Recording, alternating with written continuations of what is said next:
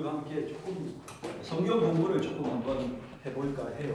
그래서 또 단위 성경 공부반을 만들어서 성경을 또 공부할 수 있는 시간을 가질 수도 있지만 이렇게 수요 예배 시간에 또 함께 조금 우리가 성경 공부를 하는 것도 좋을 것 같습니다. 사실 성경 공부라고 해서 막 굉장히 힘들고 어려운 건 아니고 또 우리가 또 이미 알고 있는 거지만 또 그러나 좀 더 탄탄하게 우리가 세워야 될 기본적인 어떤 우리의 기초적인 신앙 이런 것들을 조금 탄탄하게 조금 약간 더 깊이 있게 다 아시는 내용이라도 좋습니다. 조금 더 깊이 있게 한번 다뤄보는 그런 시간을 가져보려고 합니다. 자, 오늘 첫 번째 강의인데요. 제1장 예수님은 누구신가 교재를 보시면서 함께 좀 살펴보겠습니다. 예, 소론입니다. 인간은 본질적으로 죽을 수밖에 없는 죄인입니다. 예, 인간은 본질적으로 태어날 때부터 우리 속에 죄성이 있고요. 죽을 수밖에 없는 죄인입니다. 우리 자력으로는 죽음과 죄의 굴레에서 벗어날 길이 없습니다. 따라서 이 굴레로부터 우리를 구원해 줄 구원자가 필요합니다. 신앙은 여기서부터 시작되는 것입니다. 그러니까 우리가 스스로 우리의 자력으로 이 죄의 굴레에서 벗어날 수 없다는 거죠. 우리가 이 죽음으로부터 하나님의 심판으로부터 우리 스스로가 벗어날 수 있다면 종교가 필요 없습니다. 우리가 누군가를 믿고 의지할 필요가 없죠. 그런데 우리 스스로가 벗어날 수 없습니다. 따라서 이 굴레로부터 우리를 구원해 줄 구원자가 필요하다라는 것이죠.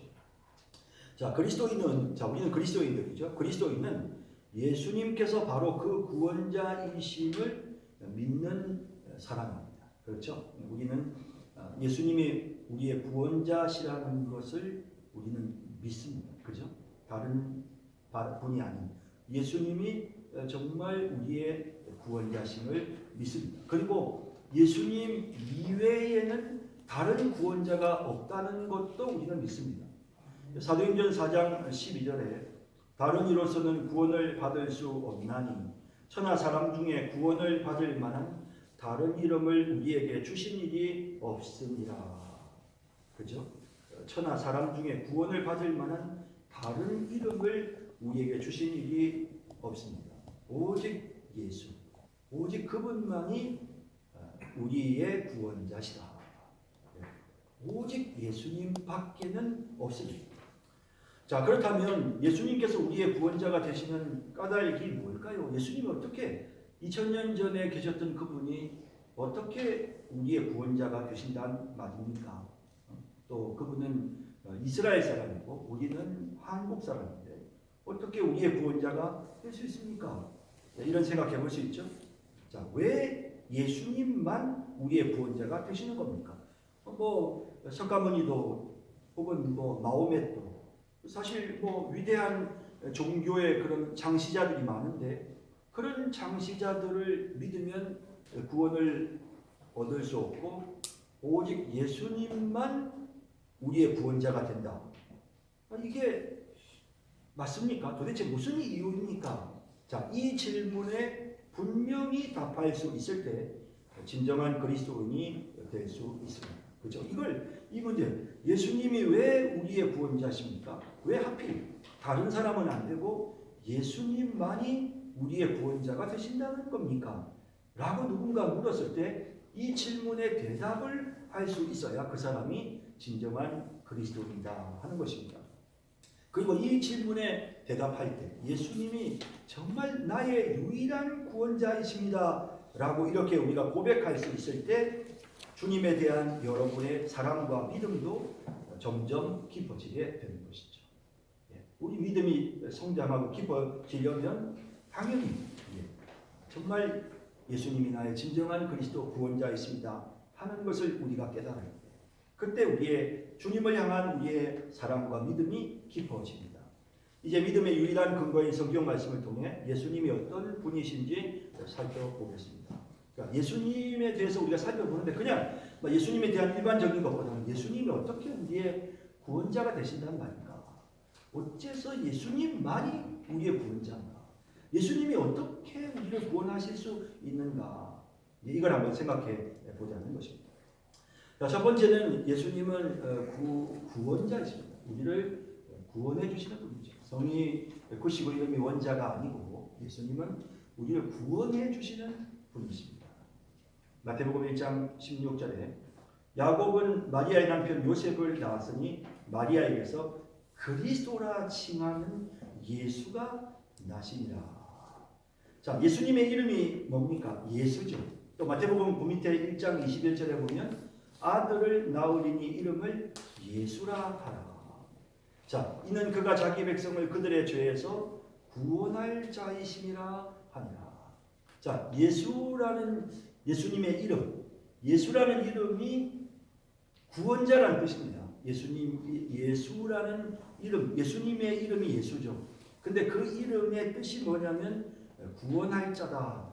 아주 굉장히 아주 흔한 이름입니다. 그러니까 예수님 시대에는 예수라는 이름을 가진 사람들이 굉장히 많았어요. 예수, 뭐 제 이름은 성렬이죠. 성렬. 그래서 뭐 이런저런 이름이 있습니다. 근데 그런 아주 일반적인 이름이 예수예요. 자, 이걸 헬라어로는 예수라고 하는데 히브리어로 이 예수라는 말을 바꾸면 뭐가 될까요? 자, 헬라어로는 예수인데 히브리어로 이 예수라는 이름을 바꾸면 뭐가 될까? 이게 이제 우리가 잘 아는 것처럼 호세아, 여호수아. 가만히 보면 호수아, 호세아, 그렇죠? 그래서 여호수아나 호세아 이런 이름들이 사실은 예수라는 이름의 뜻과 같아요. 그러니까 예수라는 이름은 굉장히 그 시대 일반적으로 사람들이 불렀던 이름인데 그런데 사실은 예수님의 이름이 예수인 것은 의미가 있어요. 왜냐하면 우리를 죄에서부터 구원해 주실 구원자이시기 때문이죠. 그래서 예수라는 이름을 짓게 하셨습니다. 그런데 이 예수를 그리스도라 칭하는 예수다라고 이렇게 이야기를 하신 겁니다. 자, 여러분, 그리스도라고 하는 말의 뜻이 뭘까요? 그리스도라는 말의 뜻은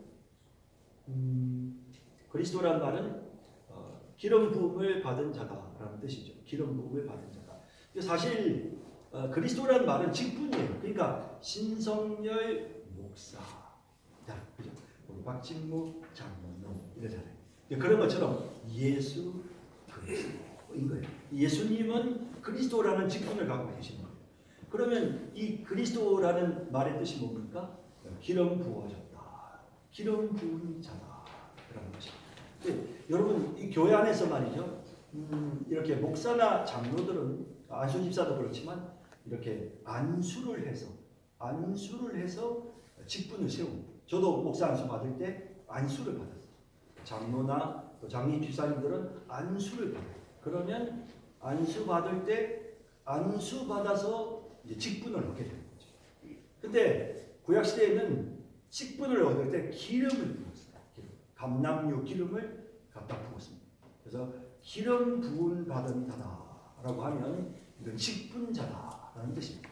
자, 그런데 기름 부음 받은 자, 이 그리스도라는 말은 기름 부음 받은 자인데 이 그리스도라는 말은 원래 이거는 헬라어, 그렇죠? 크리스토스, 헬라어입니다. 자, 이 그리스도라는 헬라어를 이스라엘 사람들이 쓰던 히브리어로 바꾸면 뭐가 되죠?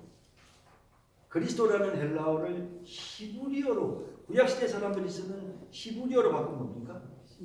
메시아죠. 그렇죠. 맞습니다. 그래서 메시아, 그리스도 같은 말. 우리 막 이렇게도 쓰고 저렇게도 쓰죠. 우리를 위하여 오신 메시아다, 그리스도다 이렇게 말하죠. 예수님은 기름 부음 받은 자, 메시아. 예수님은 기름 부음 받은 그리스도라는 것입니다. 자, 저는 목사 맞습니까? 아무에게나 그냥 목사라고 소명을 붙이지는 않죠, 그죠? 우리가 목사라고 할 때는 그 목사 직분에 해당되는 어떤 그런 자격을 갖춰야 되죠, 그죠? 그렇지 않습니까? 그래서 이제 우리 김소선 목사님 하면 사람들이 이상하게 생각해요. 목사님 아니, 권사님이에요. 목사님 왜 그러세요, 권사님? 목사라고 할 때는 이 목사의 직함을 받을 수 있는 여러 가지 많은 것들을 가지고 우리가 목사라고 그러죠. 여러분, 예수님을 그리스도라고 부를 때 그 당시에 유대인들은 전부 그것보다 다 아주 그냥 경기를 했습니다. 예수가 그리스도라고 웃기지 마. 무슨 예수가 그리스도야? 이렇게 얘기하고 예수가 어떻게 그리스도가 될 수 있어? 자, 이 그리스도란 말은 기름 부음 받은 자다. 예수님은 메시아시다. 그래서 우리는 이걸 보세요. 그냥 예수님의 이름 뭐냐 하면 예수 그리스도 이렇게 하잖아요. 이건 너무 당연하죠. 신성열 하면 그냥 신성열 목사 당연하잖아요. 신성열 뒤에 목사가 붙는 건 너무 자연스럽잖아요. 여러분 늘 부르니까 그냥 신성열 목사 딱 이렇게 딱 여러분들 귀에 딱 있잖아요. 그런데 사실 처음에 예수를 그리스도라고 했을 때는 정말 유대인들은 다 경기를 하는 거예요. 예수가 그리스도라고, 예수가 메시아라고 말도 안 되는 소리. 이렇게 생각을 했던 거죠. 자, 그래서 예수님은 그리스도라는 직분을 가지신 분입니다. 그래서 우리가 예수님을 그리스도라고 부르는데, 자, 이 그리스도라는 말, 기름 부음을 받았던 구약의 기름 부음을 받았던 세 가지 직분이 있죠. 뭡니까? 왕과 제사장과 선지자. 그죠? 그래서 구약 시대 왕을 세울 때 사무엘이 다윗을 왕으로 세울 때 감람유 기름을 부었습니다. 모세가 아론을 제사장으로 세울 때 기름을 부었습니다. 엘리야가 엘리사를 또 선지자로 세울 때도 기름을 부었습니다.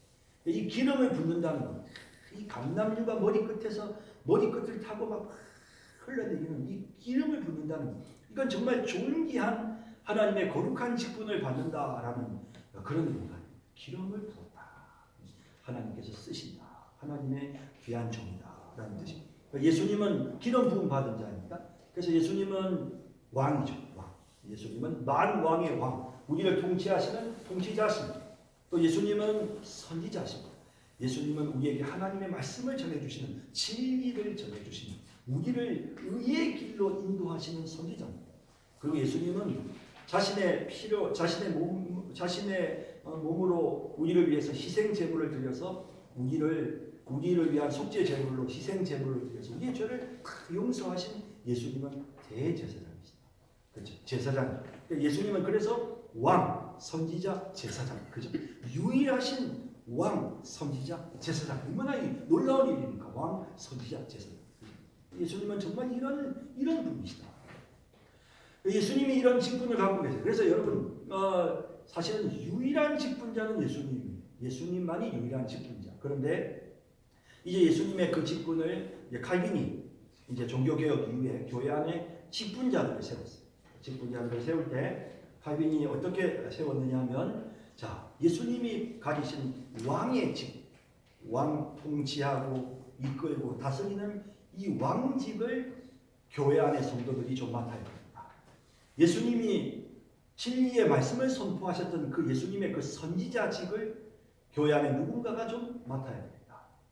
예수님께서 제사장은 물론 희생의 어떤 제물을, 자신의 희생 제물을 바치는 것도 있었지만, 그러나 이 제사장은 백성들에게 자비를 베풀고 백성들을 긍휼히 여기고 또 뿐만 아니라 성전을 보수하고 성전을 관리하는 이런 제사장의 직분을 교회 안에 누군가가 맡아야 되겠다. 그래서 이제 직분 제도가 만들어지죠. 종교개혁이. 그래서 예수님의 선지자직을 맡아서 하나님의 말씀을 성도들에게 선포하고 가르치는 사람들을 뭐라고 부릅니까? 교회에서 교역자, 목사라고 부르죠. 목사는 예수님의 선지자직을 이렇게 위탁받았습니다. 예수님이 유일한 선지자신데 예수님의 선지자직을 우리가 이렇게 위탁받아서 하나님의 말씀을 성도들에게 가르쳐서 바른 길로 인도하는 이런 역할을 하는 것은 목사입니다. 자, 예수님의 왕직, 통치하고 다스리는, 그래서 교회 안에 이런 성도들이 잘못을 저질렀을 때 벌을 주고 또 교인들이 바른 길로 잘 갈 수 있게끔 이렇게 교회의 모든 것을 통치하고 법을 세우고 기강과 질서를 잡아가는 이런 왕의 역할을 대신하는 사람들이 교회에서 지금 오늘날로 말하면 뭡니까? 장로죠. 이 장로죠. 그죠? 그리고 이제 예수님의 그 제사장 직분을 맡아서 성도들에게 구제하고 교회 재정을 관리하고 그 다음에 또 이 교회 건물을 보수하고 하는 이러한 어떤 교인들을 섬기고 교인들을 서로 이렇게 하나 되게 하고 구제하는 이런 역할들을 맡아서 하는 사람들이 누굽니까? 이게 집사입니다. 집사 제도는 이렇게 생겨요. 그죠? 자, 그래서 이런 우리가 제도들이 어떻게 생겨났는지를 우리가 잘 알 수 있어야 되고요. 그래서 일단은 예수님은 어떤 분이십니까? 예수님은 그리스도시다라는 거 중요합니다. 예수 그리스도. 예수님은 이름이고 그리스도는 예수님의 직분이다. 그리고 예수를 그리스도라고 부르는 것은 예수님 그분이 우리의 왕이시고 우리의 선지자시고 우리의 제사장이시기 때문이다. 그래서 이와 같은 분이시기 때문에 예수님이 우리를 구원하실 수가 있는 것입니다. 자, 그 다음 두 번째 봅시다. 예수님은 속죄의 제물입니다. 자, 요한복음 1장 29절 말씀 같이 한번 읽어볼까요? 시작. 이튿날 요한이 예수께서 자기에게 나오시니 보고 이르되 보라 세상 죄를 지고 하나님의 어린 양이로다. 자, 예수님은 제물이세요. 근데 무슨 제물일까요? 예수님은 속죄 제물입니다. 그죠? 속죄 제물. 예수님이 속죄 제물이다. 자, 이 속죄 제물이 뭘까요? 속죄. 속죄라는 무슨 말입니까? 죄를 씻는 속죄 제물. 속죄 제물. 자, 여러분 구약 시대에는 하나님께서 우리를 자기 백성 삼으셨어요. 김권사야, 너는 내 딸이다. 나는 너의 하나님이다. 하나님이 이렇게 딱 자기 자녀를 삼으셨어요.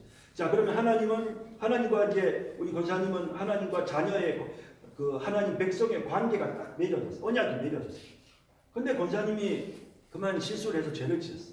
욕을 해버렸어. 누구를 미워해버렸어. 이러면 어떻게 될까? 죄를 지었죠. 근데 하나님의 백성이 죄를 지었으니까 하나님과 계속해서 함께 있어야 되는데 하나님 백성은 하나님과 같이 있어야 되는데 하나님과 같이 있을 수 있어요? 죄 지었습니다. 인간이 죄를 지으면 거룩하신 하나님과 함께 있을 수가 없잖아요. 자, 그러면 어떻게 해야 돼요? 우리 권사님이 하나님과 함께 계속 있고 싶고 하나님의 백성으로서 하나님과 함께 교제하고 싶고 근데 죄를 지었어. 그러면 어떻게 해야 되죠? 이 죄를 씻는 방법이 구약시대는 뭡니까? 양을 하나 잡고 권사님 양을 다 갖고 와가지고 그리고 어떻게 합니까? 양머리에다가 누가 손을 얹을까? 우리 권사님이 양머리에다가 손을 딱 얹어. 하나님 내 허물과 죄를 이 양에게 전가시킵니다. 주님 내가 나쁜 짓을 다 지었지만 이 양이 다 뒤집어 쓰게 해주시옵소서. 이렇게 기도를 합니다. 그래서 그 양에게 모든 죄를 다 뒤집어 씌워요. 그 이제 뒤집어 씌우고는 그 다음에 이 양을 그냥 두는 게 아니고 양을 죽여버려야 돼. 왜냐하면 벌을 줘야 돼. 다 뒤집어 씌우고 난 다음에 이제 우리 권사님이 칼 갖고 와가지고 이 양의 목을 딱 버리는 거예요. 그래가지고는 양이 피를 절절절절 흘리면서 죽. 그러면서 이제 하나님 제가 죄를 지었지만 이 양이 저를 대신해서 죽었습니다. 이게 속죄 제물이에요. 나를 대신해서 죽었습니다. 이 양이 나의 죄를 대신해서 죽었습니다. 내 죄를 용서해 주십시오. 한 번. 그래 이제 이렇게 그리고는 이제 권사님이 이제 용서해 주십시오. 그래서 양 한 마리를 죽이고는 이제 돌아가는데 그것도 미운 사람 또 길거리에서 또 만나서 뭐 나도 모르게 막 그냥 속이 부글부글 끓어갖고 막 욕을 해버렸네. 아이고 그냥 방금 양 한 마리 죽였는데 또 욕을 해버렸네. 그럼 어떻게 돼? 또 양 한 마리 또 구해가지고 또 와서 또 제사장한테 데리고 와가지고 또 손 올려가지고 내 죄를 다 이 양에게 다 뒤집어 씌워. 그리고 또 양 또 목 따야 돼. 또 양 또 피 철철 흘리고 또 죽어. 그러니 이게 뭐 허구한 날마다 이 일을 해야 된단 말이에요. 그죠? 그래서 인간이 죄가 너무 많기 때문에 이 속죄의 제물로는 인간의 죄를 다 씻을 수가 없는 거예요. 그래서 예수님은 어떻게 하셨습니까? 이 땅에 완전한 속죄의 제물로 이 땅에 한 번에 단번에 그냥 완전히 다 쓸어버려요. 그래서 우리 권사님이 과거 어렸을 때부터 죽을 때까지 평생 동안 지은 죄를 단번에 다 예수님에게 다 전가시켰고 예수님이 그 죄를 뒤집어 쓰고 십자가에서 한 번에 그냥 딱 끝내버리시고 그래가지고 이제 죄가 다 용서돼요. 그래서 예수님은 세상 죄를 지고 가는 하나님의 어린 양 속죄 제물이다. 예수님은 속죄 우리를 대신해서 속죄의 제물이 되신 분이 예수님. 그래서 예수님이 우리의 죄를 씻어주시고 용서할 수 있다는 것입니다. 자, 그 다음에 예수님은 속죄 제물일 뿐만 아니라 예수님은 무슨 제물입니까? 화목 제물.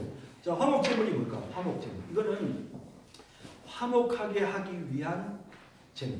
그러니까 예수님이 이 두 사람 사이가 서로 화목하게 되도록 예수님이 희생을 하시는 거예요. 막 이쪽에도 욕 먹고 저쪽에도 욕 먹고 그러면서 이렇게 서로 사이 좋게 해주려고 서로 싸웠어요. 서로 사이좋게 해주려고. 그래가지고는 가운데서 욕을 먹지만 막 싫은 소리를 듣지만 참고 꾹 참고 이렇게 화해시켜주는. 이게 이제 화목제물이잖아요. 예수님은 화목제물이세요.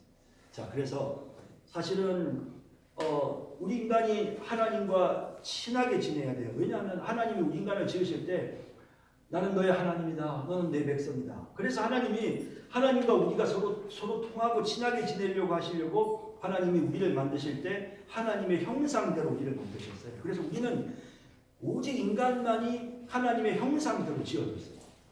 우리는 하나님 닮았어요. 우리는 잘 모르지만 우리 하나님 닮았어요. 우리 부모가 자녀들 보면 그 자식이 보면 부모 닮았잖아요. 그죠? 걸음걸이도 닮고 그냥 말하는 것도 보면 닮고 닮아요. 우리는 하나님의 자녀예요. 하나님을 닮도록 하나님이 지으셨어요. 왜? 하나님이랑 우리가 서로 통해야 되니까. 하나님 우리와 교제하기를 원하셨어요. 그리고 하나님은 영이시기 때문에 우리 인간을 영적인 존재로 만드셨어요. 우리에게는 영혼이 있어요. 그래서 우리만 하나님을 찬양해요. 신기하지 않아요?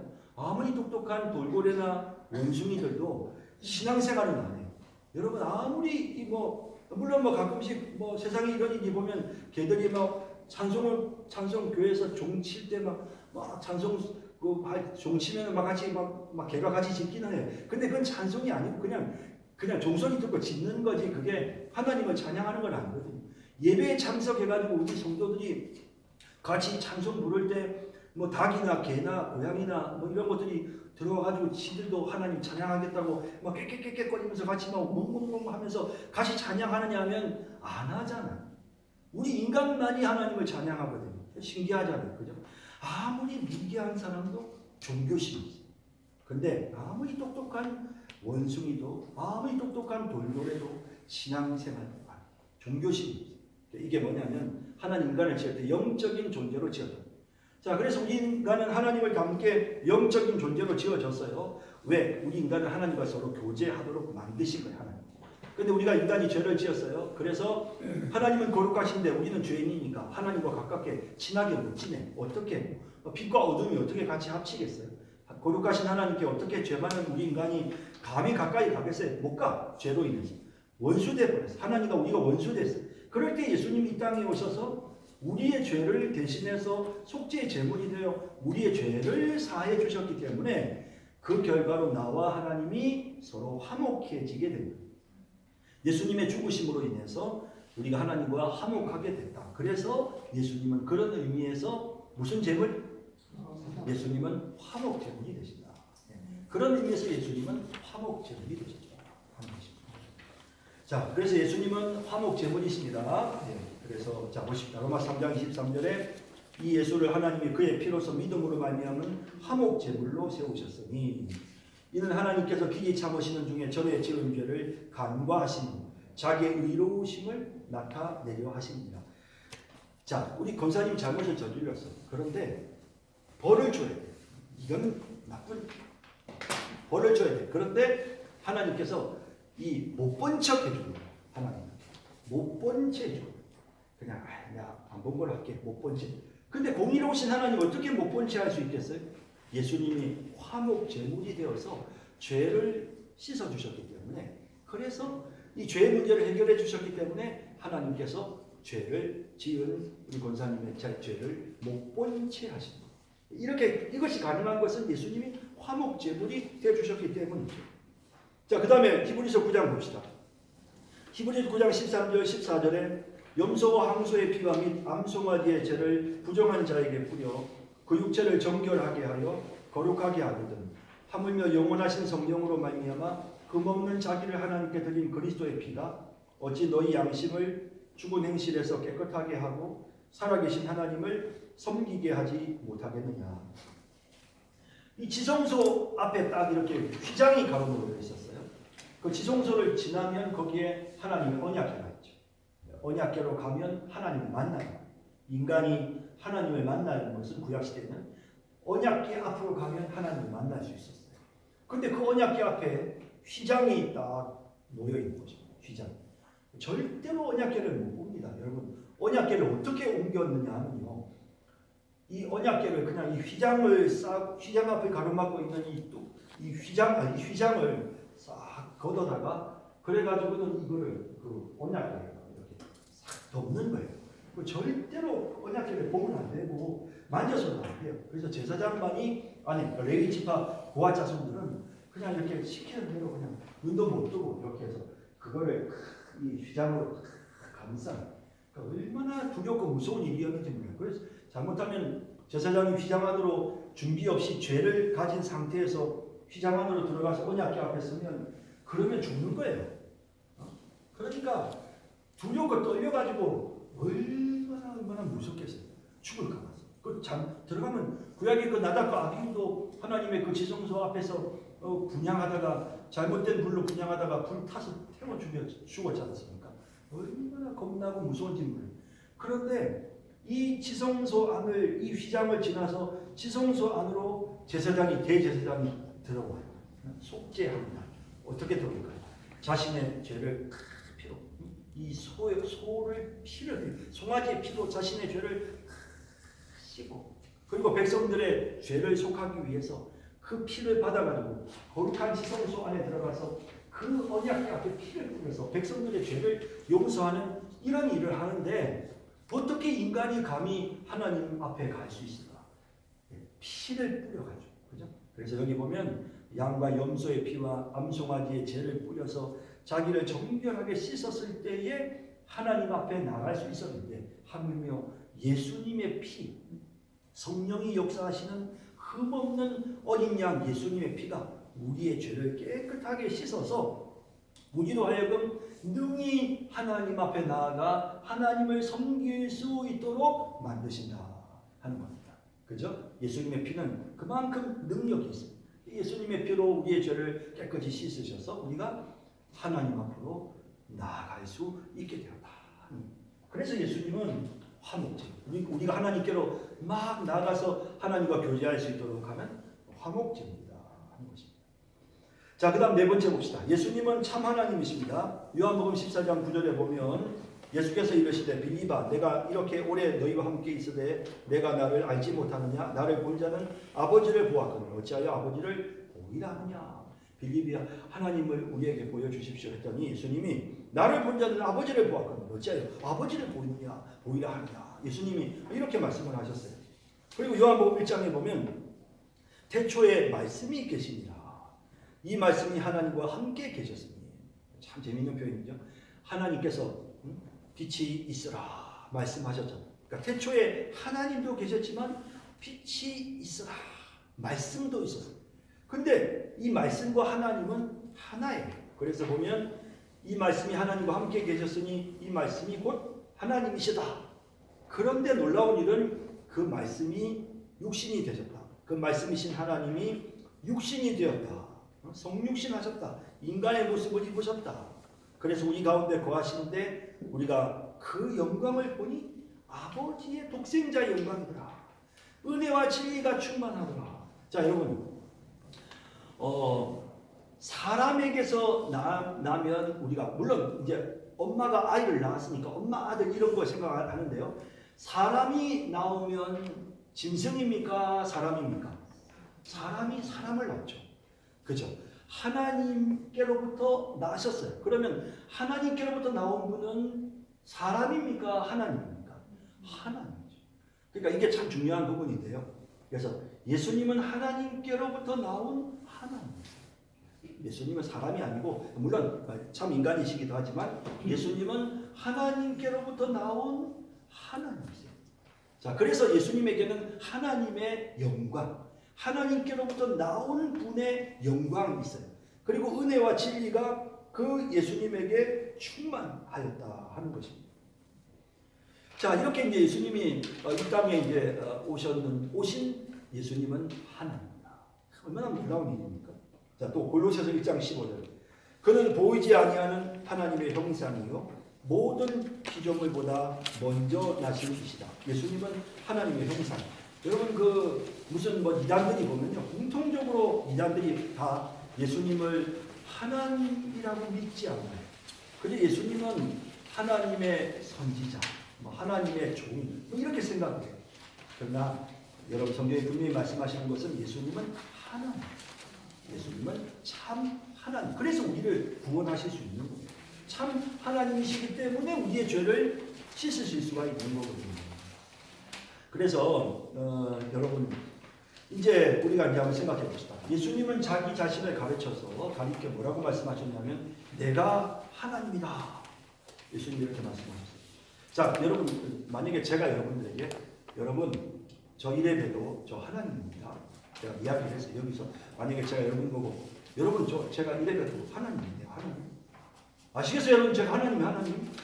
자, 이런 제가 하나님이다라고 하면 여러분 어떻게 반응을 보이시겠어요? 여러분들은 제가 만약 계속 하나님이라고 우기면 여러분들이 어떤 반응을 보일까요?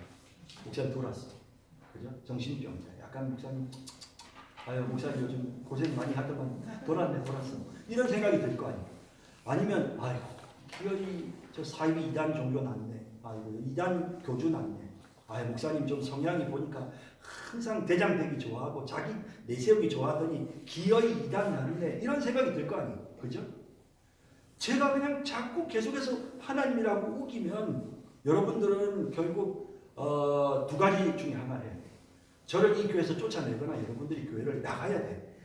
이 교회에 계속 못 있고 저를 쫓아내버리든가 아니면 여러분들이 교회를 나가거나 그렇게 해야 된다니까. 그런데 여러분 예수님이 자기를 하나님이라고 하시는 거야. 예수님이 자기를 하나님이라고 하시는 거야. 난 하나님이다. 예수님 자기를 하나님이라고 하시는 거야. 우리가 어떻게 반응을 해야 될까요? 사람들이 이렇게 사실은요. 여러분 적어도 성인군자라고 하면요. 석가모니는 자신의 부족을 고백했어요. 나의 죄의 억울함을 내가 지은 죄가를 내가 지금 받고 있다. 인간이 얼마나 연약한가 이런 이야기를 해서 석가모니가 공자는 인간이 어떻게 이 세상의 일도 다 모르는데 죽음 이후의 세계를 어찌 알겠는가 얼마나 겸손해. 이 정도 되면 성인군자야. 그죠? 내가 어떻게 알겠습니까? 성인군자야. 근데 예수님은 내가 곧 길이요 진리요 생명이다. 내가 모든 것을 다 한다. 나는 하나님이다. 이런 말씀하죠. 그죠? 그래서 자 그러면 우리가 생각할 때 예수님 정신병자 미쳤어. 아니면 예수님은 사이비 이단 교주 이렇게 생각해 볼 수 있는 거예요. 그죠? 딱 우리가 상식적으로 생각해 보면. 그런데 예수님이 사셨던 그 고고한 삶 우리가 성경을 보면 예수님이 얼마나 아름답고 선한 삶을 사셨어요. 의로운 삶을 사셨어요. 그리고 예수님은 그 예수님이 말씀하신 그 모든 그 말씀의 그 가르침이 너무나도 고고하고 너무나도 놀라운 거예요. 예수님처럼 말씀하신 게 없어요, 여러분. 여러분 뭐 불교의 뭐 법화경이나 뭐 다른 금강경이나 여러분 그 코란이나 다른 종교의 경전 한번 여러분 보셔야 돼요. 물론 좋은 말이 많아요. 그렇지만 성경에는 갖다 댈 수가 없어요.